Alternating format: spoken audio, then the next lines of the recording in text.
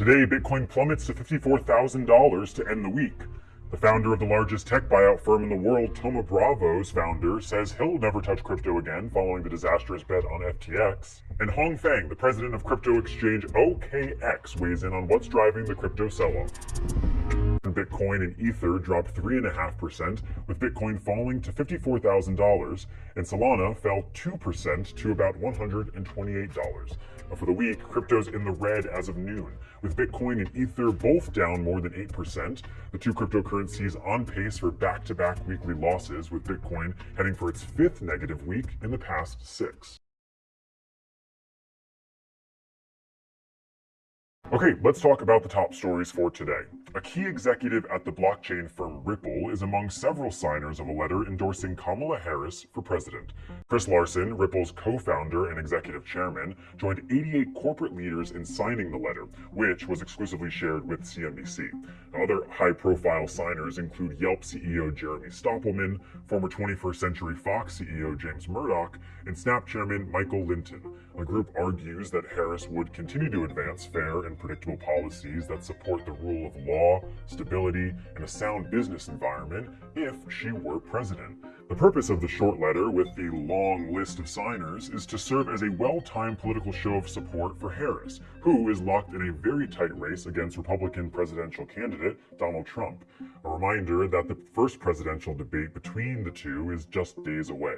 Meantime, Trump, who has recently taken on a pro-crypto stance, has been getting the support from big crypto names, including the Winklevoss twins, after his campaign announced in May that it would accept crypto donations. Next, Orlando Bravo, who runs the largest tech buyout firm in the world, says he's no longer investing in the crypto industry. Now, the founder and managing partner of Thoma Bravo made the revelation on CNBC's Squawk on the Street yesterday, saying he and his company are permanently out of crypto after the collapse of FTX. A little more than 3 years ago, Bravo called FTX the most cutting-edge, sophisticated cryptocurrency exchange in the world, as Thoma Bravo helped lead a $900 million investment in the company at a valuation of $18 billion. But in late 2022, of course, FTX spiraled into bankruptcy, and the crypto exchange's founder, Sam Bankman-Fried, is now in the early days of serving a 25-year prison sentence for the massive fraud and conspiracy that led to the company's collapse. Once you make a mistake, and once you get burned on something, our philosophy and my philosophy is you never touch it again. Even if it turns out that you missed a big boom. Personally, I'm a believer in blockchain. I think it's a powerful way of doing many things and for many use cases. And I've always believed that. From an investment standpoint, after you make a mistake, we kind of move on.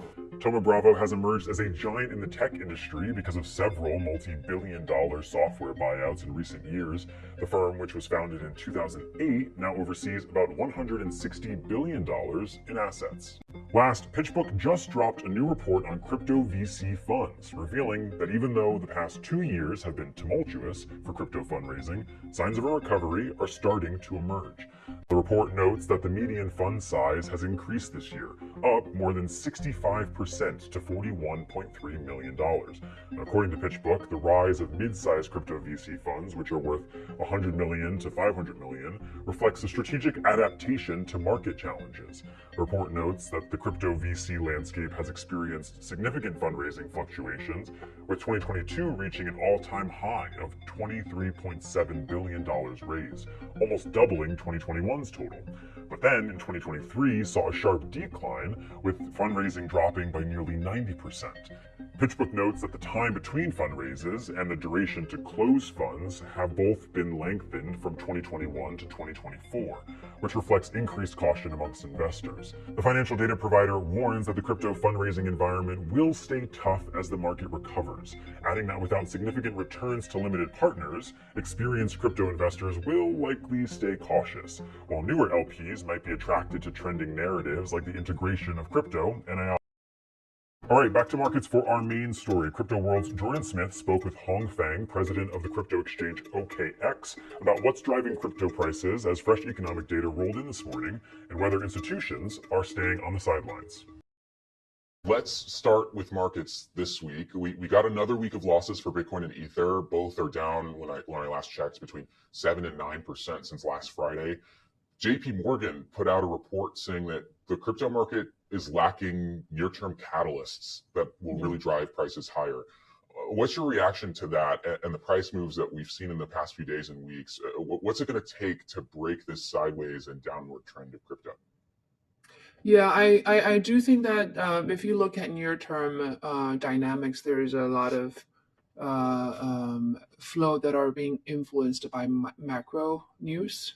There was new information around the weaker labor market. I think there are a lot of expectation or speculation around a rate cut because of the weaker economy and weaker labor markets that people are seeing. So I think that does affect crypto prices as well. As we all know, that there is a lot more institutional participation, ETF participation in the broader crypto space, particularly for Bitcoin and Ethereum. I think that is affecting the near-term price. It is definitely a risk-on asset for a lot of the new customers, investors. But I also think that the fundamental value proposition for Bitcoin is unchanged. I think if you look at the new user inflow on exchanges from institutional side, from the retail side, that trend continues. We continue to see new customers coming in, onboarding with us, both on retail side and on institutional side. We recently did a research paper on institutional landscape and interest, and there is a strong interest. 70% of the institutional investors are actually showing interest and say that they want to actually allocate toward Bitcoin within the next 2 to 3 years. So I think there's a lot of long-term confidence in this. I think we just need a little bit more catalyst near term, and also honestly, I think it's ongoing education for people to understand what this is about. So yeah, that's my point of view. Yeah. I want to go back to something you said about institutional adoption and pair it with this conversation around ETFs. You made the point that you're talking to people who are looking at it at a 1 year, 2 year, 5 year horizon. And when I look at ETFs, a lot of people were really anticipating, $100 billion, $150 billion of assets under management by the end of the year. And so far, we just haven't seen that sort of momentum there. Where do you think Wall Street and institutions are in their thinking? Is it just, we're on the sidelines until we get away from some of this macroeconomic uncertainty, and then we'll really take another look at crypto? Or is it more of, to your point, an educational gap? Because, we've talked about educational gaps in crypto for a while, but it's been around for 15 years now. So how much of an educational gap is there? What is the thinking for institutions? I think from an institutional perspective, what we see is that this year, over the last 12 months, there's a pretty big change in mindset and level of acceptance from institutional customers, both because of regulatory evolution as well as ETF approval.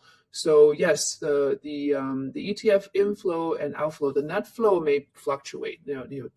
Initially it started very strong, and then we started to see outflow. I think over the last few days it's actually net outflow as well. But it doesn't mean that institutions are not adding their position. I think we always see news where some institutions coming out and say we are actually accumulating Bitcoin, to people's surprise. So generally speaking, I think institutional customers are investors are more sophisticated investors. They, even if when they have a long position, they do not just go ahead and buy, right? They actually made a calculated move, and they talk about it after making the move. So I do think that what we are seeing from our conversation with customers, from the actual activity, the institutional interest is still there. It's more short-term trading. Let's talk about a little bit more about the economy and sort of where Bitcoin and other cryptocurrencies fit into an investment strategy. There have been a lot of claims made about where Bitcoin or other crypto fits in a strategy as a hedge against inflation or a way to avoid economic uncertainty like we're seeing right now. It seems like not one of those narratives have borne out exactly. It's been a number of different examples in where crypto can fit. But where do you think crypto fits in this environment right now without, say, specific strategy? I think for any investors who care about long-term value, it is very hard not to think about Bitcoin unless you don't really know about it or do not actually want to spend time understanding it. If you actually spend time to research and learn about it, I think it's very hard to not have an allocation toward Bitcoin because it does provide that long-term inflation hedge. It also provides a geopolitical hedge to some extent, depending on which jurisdiction you are at this point. And it's borderless as well, right? People actually talk about having Bitcoin or Ethereum as the alternative for people. For example, in countries where there's more capital control, they cannot get capital out of those countries. Traditionally, they use wallet, watch, or cruise ship to move wealth out of a country. But now they have Bitcoin. So I do think that demand is there. I think the institutional education has some of it has been done by the ETF approval, but that I think will continue. You also see big corporate starting to allocate Bitcoin, allocate into Bitcoin from their treasury fund as well. Not just crypto exchanges, but normal corporations. So I think that trend is kind of ongoing.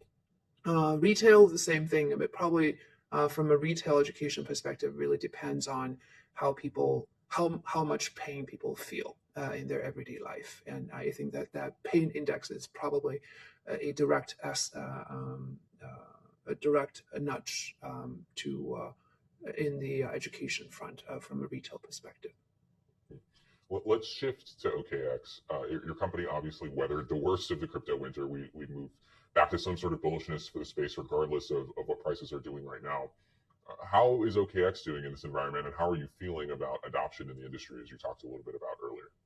Yeah, for us, we really look at it from a long-term perspective. To be honest, even in the normal concept of bear market, I don't think what we have been doing have been much different from what we have been doing in a bull market, which is really focused on building product, building infrastructure, building the global infrastructure from product perspective, legal and compliance perspective, people perspective, so that we can actually properly offer the right set of product to different people in different jurisdiction in that local scenario. So, which actually takes an immense amount of time and resources.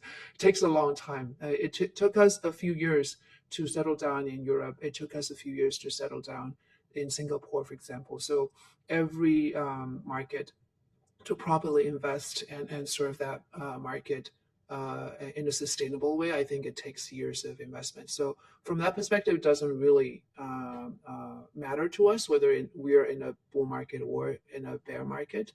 And we recently had some good news, but that's not really because of what we do this year.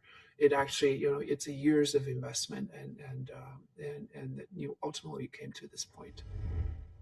Okay, that's all for Crypto World this week. We'll be back again